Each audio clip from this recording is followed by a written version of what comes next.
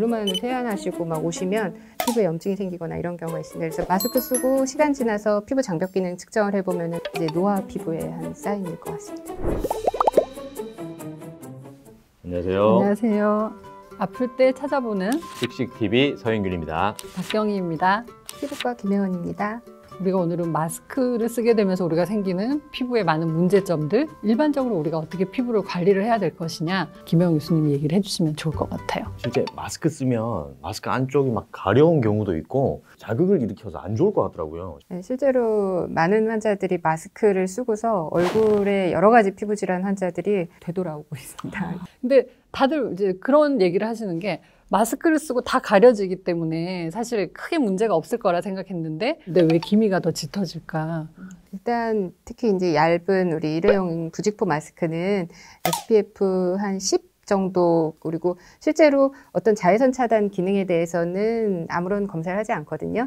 그래서 반드시 자외선 차단제를 바르고 그 위에 그 마스크를 착용을 하셔야 됩니다. 민낯으로 그냥 이렇게 막 쓰면 안 돼요? 네. 왜 마스크를 어쨌든 우리가 안 쓰고 생활할 수는 없는데 혹시 뭐 예방법 같은 것들이 있나요? 네, 크게 세 가지가 있는 것 같습니다. 원래 민감하고 건조한 민감 피부, 크게 접촉 피부염이나 아토피 피부염 환자들이 있을 텐데 어떤 분들은 또 오히려 마스크 쓰면서 좀 촉촉해졌다고 하는 분들도 있어요. 그런데 마스크 쓰고 시간 지나서 피부 장벽 기능 측정을 해보면 떨어지는 걸로 나오거든요. 그래서 보습제를 평소보다 오히려 좀 더 많이 발라주시는 것이 좋습니다. 그런 분들은. 두 번째로 여드름이 많이 나는 타입, 이렇게 모낭염이 생기거나 이렇게 뾰루지가 생기거나 이런 분들은 마스크를 청결하게 하는 게 제일 중요합니다. 물론 청결하게 하니까 방역용 마스크지만 자주 교환하지 못하는 경우도 맞아요. 있고 음식이 묻는 경우도 있고 침이나 이런 것들에 의해서 세균 번식도 이렇게 높은 온도에서 쉽기 때문에 청결하게 해주시고, 또 요즘에 온천수 같은 걸로 미스트 있으니까 잠깐 나가서 이렇게 좀 온도도 좀 낮춰주시고 그런 것이 도움이 될 수 있겠습니다.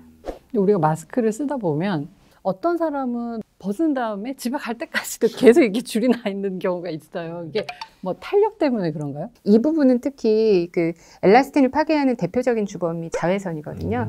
햇빛에 특히 동양인들은 광대뼈가 돌출되어 있으니까 피부가 굉장히 탄력이 떨어져 있는 경우가 많습니다. 그래서 마스크를 딱 쓰는 부분이 자국이 잘 낫는다면 이제 노화 피부의 한 사인일 것 같습니다. 근데 우리가 자외선 차단제 중에 무기자차, 유기자차 뭐 이런 아주 복잡한 얘기들이 있더라고요. 저는 근데 처음 들어봤어요.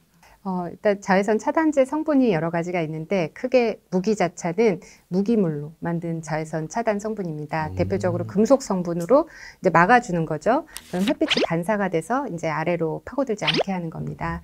대신에 이제 백탁 현상이 있을 수가 있어요. 어느 정도 이게 가루의 사이즈가 있기 때문에 그래서 그거를 뭐 이제 좀 작게 사이즈를 마이크로 무기자차 이런 식으로 만들기도 합니다.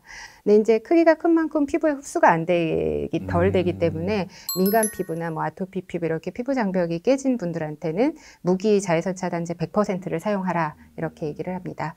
근데 무기 자외선 차단제가 이렇게 반사를 주로 하기 때문에 차단율이 떨어질 수가 있습니다. 그래서 이게 햇빛이 들어오면 어떤 화학적으로 그 자외선을 흡수시켜서 없애버리는 그런 유기물로 된 유기 자차들이 있고, 이것들이 이제 훨씬 더 다양하고 그리고 또 가격도 싸고 넓은 파장을 흡수해서 없애버리는 대신에 좀 자극이 있는 제품들이 있고, 또 최근에는 특정 성분들은 뭐 환경오염, 뭐 산호초를 뭐 하얗게 한다든지 이런 이슈가 있어서 기본적으로는 요즘에는 이제 무기 자외선 차단제를 조금 더 선호하는 경향이 있습니다.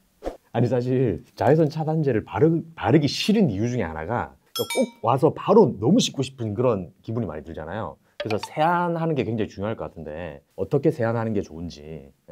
세안제를 선택하실 때 굳이 그냥 일반적인 자외선 차단제를 썼을 그냥 보통 이제 남성 여성들 같은 경우는 폼 클렌저 하나만으로도 충분한 경우가 많고요.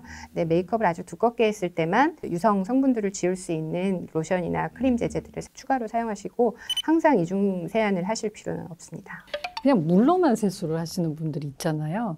그런 경우는 어떤가요? 그냥 일반적으로 봤을 때는 세안제를 적어도 하루에 한 번은 사용하라 라고 말씀을 드리고, 내 피부 타입에 따라서 물만 세안해도 괜찮은 분들도 있습니다. 그러니까 오히려 이제 피부가 자꾸 지루성 피부염 이런 게 생기니까 물로만 세안하시고 막 오시면 모낭충증이 생기시거나 피부에 염증이 생기거나 이런 경우가 있습니다. 그래서 일반적으로 봤을 때는 하루에 한 번은 순한 세정제로 세안을 하시는 것이 좋겠습니다.